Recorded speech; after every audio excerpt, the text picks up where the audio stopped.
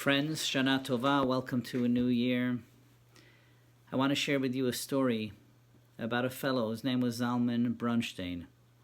He was always the cantor in the Central Synagogue in Kfar Chabad, and he always sang with such soul, with such emotion. And once he was asked, Reb Zalman, how is it that you're able to, after so many years, still keep this soulfulness, this emotion, moving prayers and songs? And he shared the following. He said it was during the Second World War, and he was on the front lines in Russia, where the Germans had conquered and entered quite deeply into Russia. They were on the outskirts of Moscow.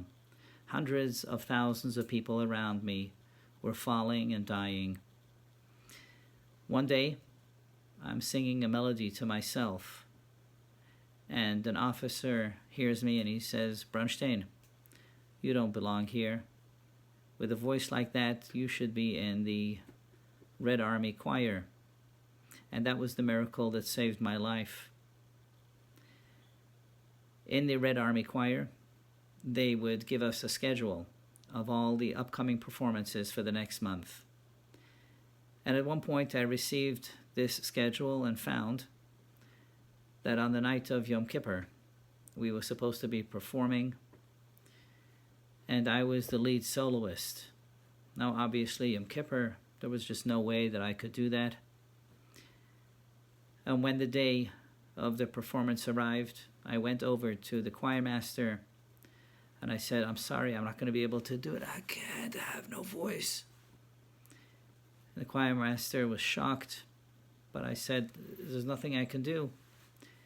That night, I went back to my army barrack and began to reminisce of Yom Kippur as a child in my father's home, when suddenly there was a loud banging on my door. They would say, Brunstein, Brunstein, open up.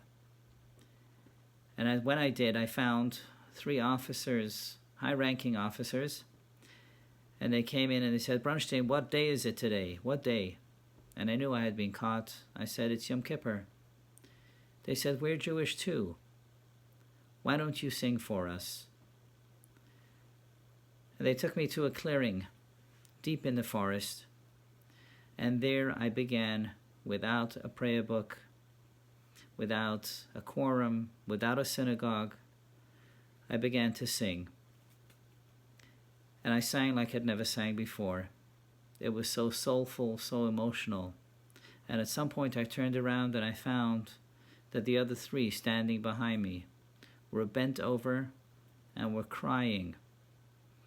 And I must tell you that every year, no matter which synagogue I pray at, no matter how many people are present, I remind myself of that event,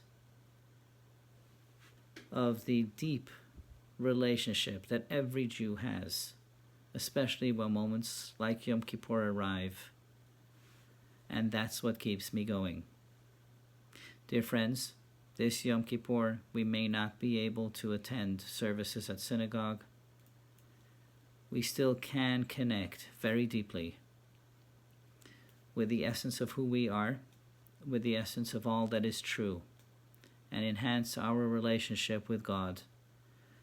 And He in turn will grant us a year of wonders, a year of success, material and spiritual, for us and our families. Amen.